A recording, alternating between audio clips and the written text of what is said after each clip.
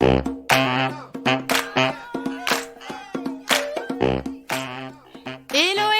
et bienvenue sur le podcast Créapi, le premier podcast à destination des créatrices qui veulent vendre sereinement leur création en ligne.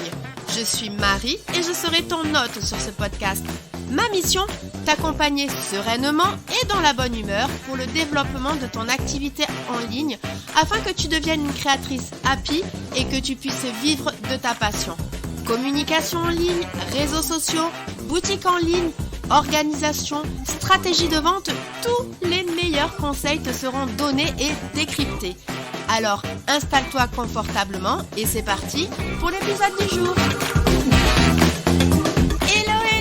Et je suis ravie comme toujours de te retrouver dans ce nouvel épisode de Créapi. Et alors aujourd'hui, on va parler d'un sujet que je n'ai quasiment pas abordé sur ce podcast, celui de comment bien choisir un prestataire avec lequel travailler. Souvent, j'ai vu, et je vois encore, des créatrices et même plus globalement des entrepreneurs lancer des projets avec des entreprises, des freelances, enfin bref, je les appellerai dans cet épisode des prestataires, et pour lesquels les collaborations ne se sont pas réellement très bien passées.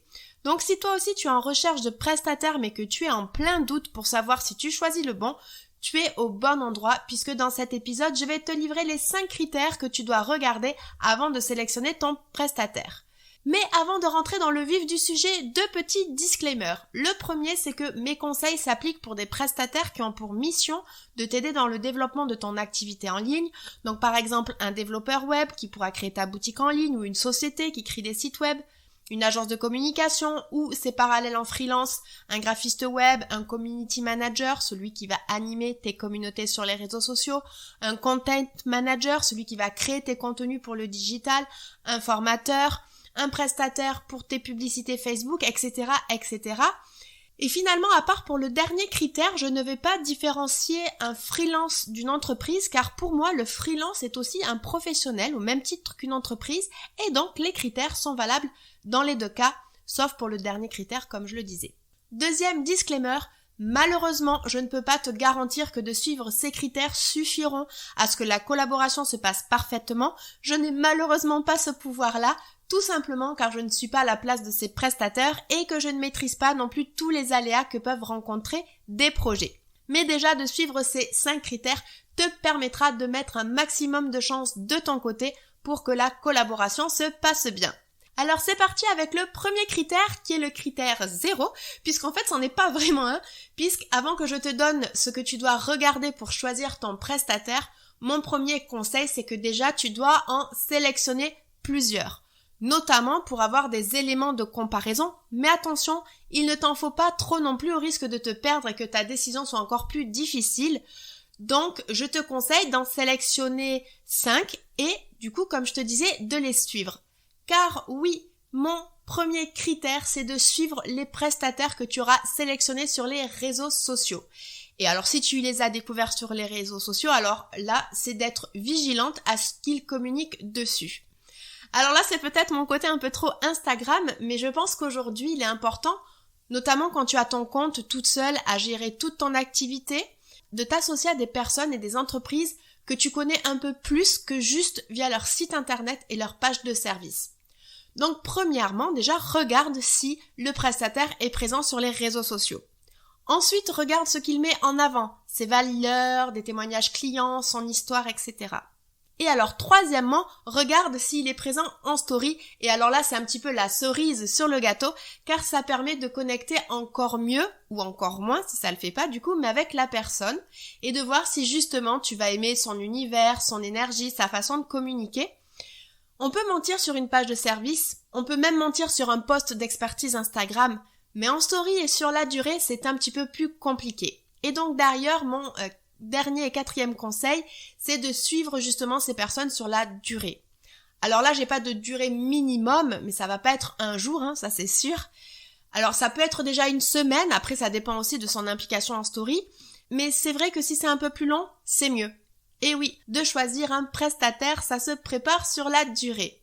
Ensuite, pour le 2e critère, alors comme je le disais précédemment, il est bon de se fier à son feeling, comme on peut le voir justement grâce aux stories, mais tu ne dois pas oublier de vérifier les compétences du prestataire. Alors là, c'est pas toujours facile de le faire, surtout quand on n'est pas du métier. Du coup, ce que je te conseille, c'est de regarder les références du prestataire et notamment de voir s'il a des spécialités. Dans ton cas, comme tu es créatrice de produits, tu as plutôt intérêt de travailler avec des prestataires qui ont déjà accompagné des entreprises qui vendent des produits, plutôt qu'avec des prestataires qui, par exemple, n'accompagnent que des formateurs. Car en fait, ça indique que le prestataire connaît un petit peu plus tes problématiques, il comprendra plus facilement tes enjeux et donc mettra en place des solutions beaucoup plus adaptées à tes objectifs que quelqu'un d'autre. Et donc pour ça, premièrement, on va voir ses références sur son site internet, sur ses profils avec les réseaux sociaux, et s'il a des témoignages clients, n'hésite pas à les regarder aussi. Deuxièmement, tu peux même aller contacter directement les clients du prestataire pour demander comment la collaboration s'est passée. Et enfin, troisièmement, si tu ne trouves pas assez d'éléments, n'hésite pas à aller interroger le candidat, à lui demander qu'il te parle de ses derniers projets, comment il les a abordés, ce qu'il a mis en place, etc., etc. Et c'est justement parfait pour mon troisième critère à venir, puisque troisièmement, tu ne dois justement pas hésiter à aller le contacter afin de vérifier 3 choses. Premièrement, sa manière de communiquer, de te parler, et ça te permettra de confirmer ou pas si ton feeling était le bon. Deuxièmement, ça va te permettre de vérifier sa disponibilité. S'il met du temps à te répondre, cela peut impliquer qu'il est sous l'eau, ce qui est plutôt bon signe, mais peut-être que là tu devras voir du coup avec lui à quel moment il sera plus judicieux qu'il commence à travailler du coup sur ton projet. Et troisièmement, ça te permettra de confirmer son expertise, notamment s'il te parle de ses précédentes collaborations, comme je le disais précédemment. Donc pour résumer ce troisième critère, tu dois aller parler avec les prestataires que tu as identifiés et ne pas foncer non plus trop tête baissée, notamment pour le quatrième critère qui arrive et qui est hyper important puisque c'est celui du prix et plus globalement de l'exhaustivité et de la précision des documents commerciaux du prestataire. Suite à ta sélection et à tes appels, si tu décides d'aller plus loin avec certains prestataires, là aussi, je te conseille d'en garder plusieurs. 3, c'est vraiment le chiffre parfait. Tu vas arriver donc à l'étape où le prestataire va te remettre sa proposition commerciale. Alors ça peut être soit un devis, soit un PDF, bref, peu importe. Mais ce qui est très, et j'insiste, ce qui est très important, c'est que 1, il faut que tu vérifies la précision de ce qu'il y a marqué dans ces documents. S'il y a qu'un prix et une ligne, alors fuis. Sauf pour une mini prestation, bien entendu. Mais ce qu'il t'a présenté à l'oral doit vraiment être écrit sur papier. Le périmètre de ces prestations doit être écrit et clair pour toi. Et alors, si ça ne l'est pas, eh bien alors là, deuxièmement, demande-lui des précisions. Et c'est là aussi que tu verras son implication et sa bienveillance. S'il ne fait pas d'effort au moment de la vente, ce n'est pas très rassurant pour la suite. C'est important. Tu dois comprendre ce que tu achètes. Alors après, je ne vais pas te donner de conseils sur comment savoir si tu choisis le bon prix, car ça dépend de tellement de choses. Ça pourrait d'ailleurs faire l'objet d'un épisode de podcast d'ailleurs.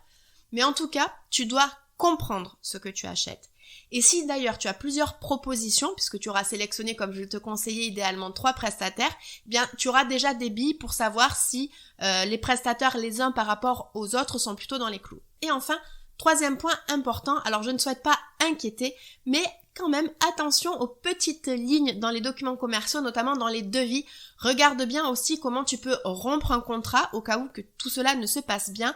Et regarde aussi les délais, car c'est souvent ce qui peut prendre du retard. Donc si c'est un enjeu important, regarde si cela fait partie des conditions du contrat et de vérifier ce qui est stipulé à ce niveau-là. Car oui, c'est vrai, important, je te conseille de signer un contrat. Alors, il n'y a pas d'obligation de signer, on va dire plutôt un devis. La facture est la seule pièce administrative obligatoire. Cependant, si un devis est signé, alors là, le prestataire est engagé. Et toi aussi, d'ailleurs, par la même occasion, notamment pour lui fournir les éléments dont il aura besoin, pour le payer, etc., etc.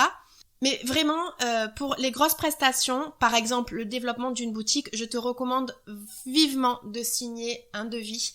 Mais normalement, si le prestataire est professionnel, il te proposera de le faire. Donc voilà, en tout cas, ça aussi, ça peut être un élément de voir s'il est pro ou pas. S'il part sans te faire de devis pour des grosses prestations, comme je le disais, développement d'une boutique, développement d'un blog, d'un site, etc. Là, s'il ne te le fait pas, c'est pas très bon signe non plus. Et enfin, mon dernier conseil qui là concerne plutôt si tu décides de faire appel à une société plutôt qu'un freelance. Donc en fait là tu n'auras pas vraiment un lien direct avec l'entrepreneur, cependant tu peux quand même suivre le compte Instagram de l'agence et le commercial doit être en mesure d'être donc disponible, de répondre à tes interrogations, de pouvoir préciser les devis, enfin tout ce que j'ai présenté précédemment. Il ne faut pas oublier que dans une agence tu vas donc avoir un commercial et que c'est la première vitrine de l'agence et donc c'est son rôle de pouvoir te rassurer. Mais j'ajouterai aussi sur ce cinquième critère que tu dois donc te renseigner sur l'entreprise. Où elle est localisée, depuis combien de temps elle existe. Donc tu peux aller voir ça sur la page de présentation de l'entreprise, dans les mentions légales, ou même sur des sites comme société.com, vraiment hyper important d'aller sur ce site-là. Et en fait, moi le but, c'est que je vois deux raisons. La première, c'est de regarder si l'entreprise est à l'étranger. Alors j'ai aucun problème avec ça, c'est pas du tout le sujet, mais par contre si elle est à l'étranger, attention du coup déjà au décalage horaire selon où elle est et à la barrière de la langue. Donc déjà ça il faut l'avoir en tête. Et enfin avec société.com notamment tu peux avoir la fiche finalement du patron et si tu constates que le patron a la fâcheuse habitude de créer de nombreuses boîtes et d'en fermer, alors attention car avec cette... c'est pas une astuce, mais on va dire avec cette technique, il peut facilement se désengager de ses missions et tu pourrais donc te retrouver sans rien alors que tu as déjà payé. Pareil, je le précise ici, mais sur des gros projets comme, je le disais, la création d'un site web ou d'une boutique en ligne, il vaut mieux ne pas tout payer d'un coup. Une première partie au début, ça c'est normal pour le prestataire qu'il ait cette avance-là, car lui aussi finalement il a besoin d'être rassuré et de ne pas se dire qu'il travaille pour rien, car à l'inverse les clients qui ne paient pas ça arrive aussi assez souvent et ensuite tu peux payer le reste à la fin de la prestation.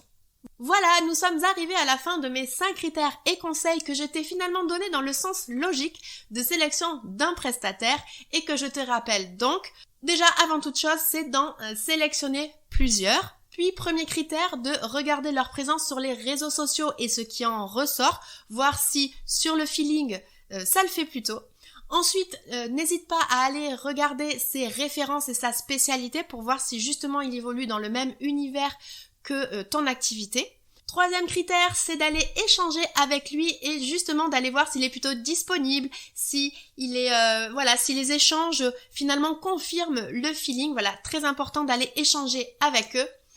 Quatrième critère, c'est d'aller vraiment vérifier l'exhaustivité et la précision des éléments commerciaux qu'il va te donner. Et enfin, cinquième critère, si tu décides de travailler plutôt avec une agence qu'un freelance, n'oublie pas d'aller vérifier les informations de l'entreprise, à savoir où elle est localisée et si le patron a plutôt des techniques de fidélisation de ses agences ou pas. Et donc, je ne l'ai pas oublié, mais mon appel à l'action pour cet épisode, en fait, c'est que si tu es en recherche de prestataires, eh bien, c'est déjà de commencer par l'étape 0. Donc, je te la rappelle, d'aller sélectionner plusieurs prestataires et de commencer à aller les suivre sur les réseaux sociaux pour voir ce qu'il en ressort et si ça fit finalement avec toi. Et n'hésite pas à venir me voir sur Instagram si tu as besoin d'un peu plus de billes sur ce sujet. Je serai ravie de pouvoir te guider sur ces éléments. Car je le précise, mais avant d'être ici dans tes oreilles en tant que coach e-commerce, j'ai été côté prestataire et commercial dans les sites internet pendant 12 ans. Donc je serai vraiment ravie de pouvoir te faire bénéficier de mes connaissances. En tout cas, si tu as trouvé cet épisode intéressant et que tu souhaites soutenir le podcast et moi-même par la même occasion, n'hésite pas à laisser un 5 étoiles au podcast ou à t'y abonner en fonction de la plateforme de podcast sur laquelle tu m'écoutes.